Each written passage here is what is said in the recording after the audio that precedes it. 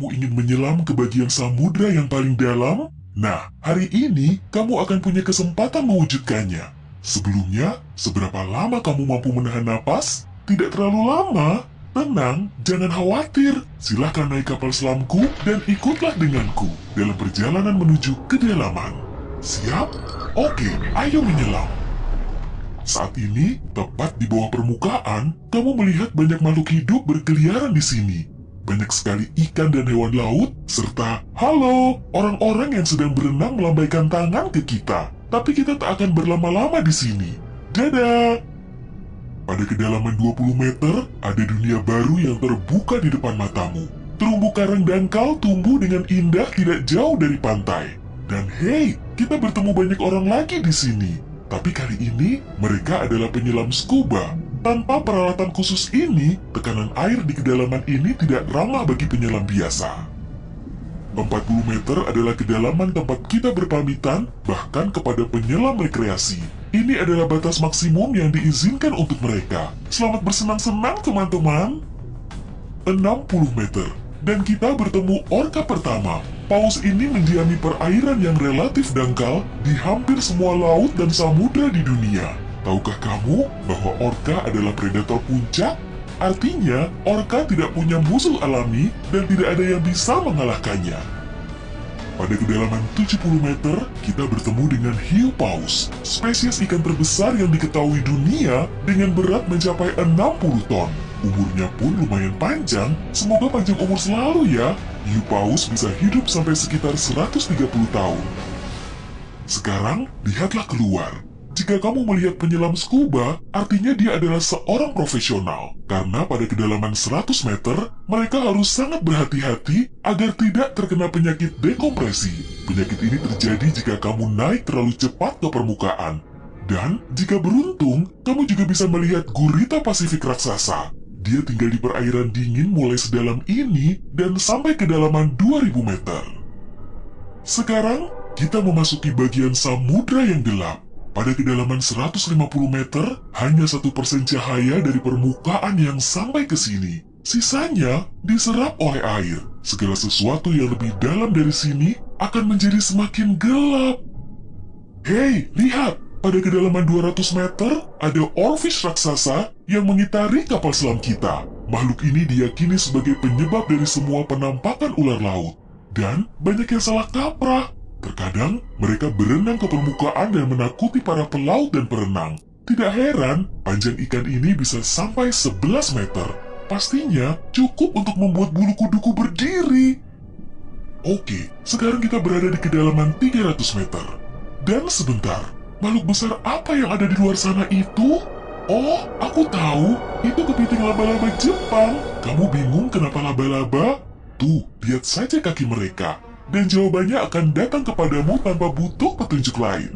Omong-omong, kaki-kaki ini juga yang mendominasi ukuran makhluk ini. Tubuh kepiting seperti ini biasanya hanya selebar setengah meter. Mari masuk lebih dalam. Dan di kedalaman 500 meter, kamu akan melihat paus biru terakhir. Tidak, bukan paus biru terakhir di dunia. Maksudku, ini adalah jarak terdalam yang bisa mereka tempuh. Paus biru tidak benar-benar perlu menyelam sampai sedalam ini untuk mencari makanan yang sudah berlimpah di perairan dangkal. Tapi mereka masih mampu. Sepertinya mereka hanya ingin memamerkan kehebatan. Mau bagaimanapun, mereka adalah makhluk terbesar dalam sejarah bumi, baik di samudra maupun di darat. Shh, kamu mendengar ini? Ini adalah suara yang dibuat paus sirip untuk berkomunikasi dengan teman-temannya dari jarak berkilo-kilometer. Mereka bisa melakukan ini berkat saluran shofar atau saluran laut dalam yang umumnya dimulai dari 600 meter, tapi kedalamannya dapat bervariasi. Ini adalah lapisan air yang kecepatan suaranya paling rendah dan gelombang suara dapat bergerak ribuan kilometer sebelum menghilang. Pada kedalaman 830 meter, kita telah mencapai titik tempat Burj Khalifa, gedung tertinggi di dunia. Tidak akan mungkin menunjukkan ujungnya ke permukaan jika diletakkan di bawah air. Hei, ayo kita coba. Sekarang, kita memasuki bagian samudra yang sangat menarik. Di sini, tidak ada sinar matahari, dan banyak makhluk aneh berkeliaran.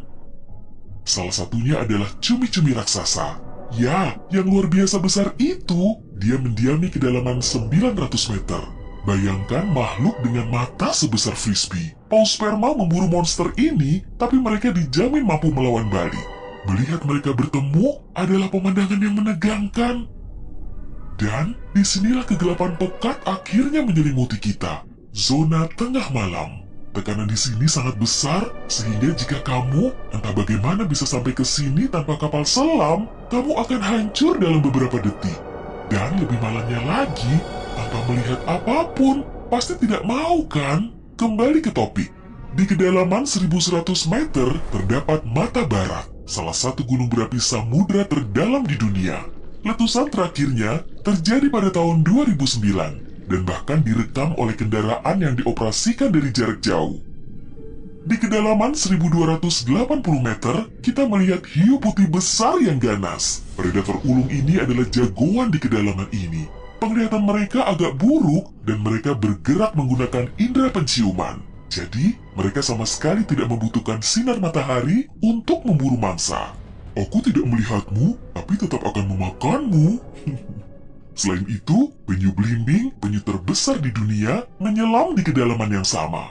Apa mereka sengaja menyelam sampai sini untuk bermain dengan hiu putih besar? Wah, lihat jala-jala besar itu. Kita sekarang berada di kedalaman 1500 meter, tempat metode penangkapan ikan bernama menangkap semua digunakan. Jala di sini akan diseret di sepanjang dasar samudra, menangkap apa saja yang kurang beruntung di sana.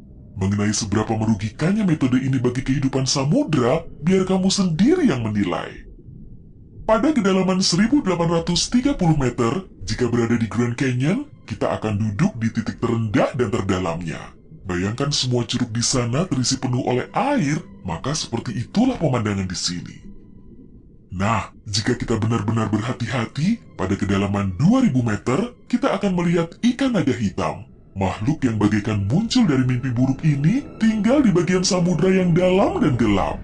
Dan percayalah padaku, lebih baik dia tetap di sana. Bentuknya mirip makhluk dari film horor dan aku lebih suka jika kita tidak berpapasan dengannya di permukaan. Pada kedalaman 2250 meter, kita harus berpamitan dengan paus sperma. Ini adalah titik terdalam yang bisa mereka selami. Dan mereka memang tidak punya urusan untuk menyelam lebih dalam lagi. Mungkin kalau mereka berburu ikan naga hitam, atau justru mereka yang diburu. Mustahil, perbedaan ukuran mereka terlalu besar. Panjang paus sperma bisa mencapai 19 meter, yang menjadikannya paus bergigi terbesar di dunia. Tidak banyak makhluk laut bisa melawannya. Semoga kapal selam kita punya lampu sorot yang kuat ya, karena tanpanya, kita tidak akan bisa melihat keindahan terumbu karang samudra dalam yang super indah di kedalaman 3000 meter. Terumbu karang ini dapat ditemukan di setiap samudra, dan sayangnya tidak bisa dilihat tanpa peralatan khusus untuk menyelam di samudra dalam. Oke, mari terus melangkah lebih dalam. Dan di kedalaman 3700 meter, kita mencapai kedalaman rata-rata samudra dunia. Mulai sekarang, perjalanan menuju kedalaman yang sebenarnya dimulai. Dasar samudra rata-rata telah kita lewati, jadi sekarang saatnya menyelami celah terdalam. Pada kedalaman 4500 meter, monster dari mimpi buruk terburukmu muncul di sini. Anglerfish misalnya, akan membuat siapapun bergidik ngeri. Giginya yang panjang dan bengkok, serta antena di kepalanya untuk memikat mangsa, sudah cukup untuk menimbulkan rasa takut, bahkan di hati orang-orang yang paling berani. Tapi yang lebih mengerikan, mungkin adalah makhluk yang disebut swallower hitam. Itu adalah monster mirip belut yang memiliki perut super elastis dan mampu menelan mangsa yang ukurannya 2 kali lipat. Lihatlah ke bawah, dan kamu akan melihat bangkai kapal terdalam yang pernah ditemukan. SS Rio Grande di Atlantik Selatan yang tenggelam pada tahun 1941 dan mencapai kedalaman 5.760 meter. Tidak heran, kapal ini baru ditemukan 55 tahun kemudian. Sekarang, bagian samudera terdalam dan tergelap dimulai. Kita menyelam ke Palung Mariana.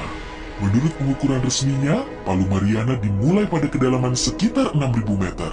Ini adalah area yang paling jarang dieksplorasi dan paling menarik bagi para ilmuwan dan petualang. Apa yang ada di dasarnya? Baiklah, kita akan melihatnya. Tapi selagi masih dalam perjalanan, aku akan menunjukkan hal-hal lain yang ada di sini. Misalnya, ini adalah ikan terdalam yang pernah ditemukan. Namanya ikan siput. Dan dia tinggal di kedalaman 7.900 meter. Tubuhnya tembus cahaya, sehingga kamu bisa melihat menembus kulitnya. Ya, untungnya kita tidak mematikan lampu. Bentuk makhluk mungil ini ternyata sangat imut bagi makhluk yang mampu menahan tekanan sekuat ini. Makin rendah dan dalam, kamu tidak akan melihat jenis ikan atau hewan vertebrata apapun di sini. Tekanannya terlalu besar untuk makhluk-makhluk tadi. Tapi ada udang dan invertebrata lainnya. Belum lagi mikrob yang dapat hidup bahkan di bagian terdalam samudra. Dan bagian terdalam itu adalah kedalaman Challenger. Ini adalah bagian bawah Palu Mariana dan kedalamannya 10.927 meter. Ya, kita telah sampai di bagian paling bawah bumi. Tak banyak orang yang pernah ke sini dan tak banyak juga yang diketahui tentangnya.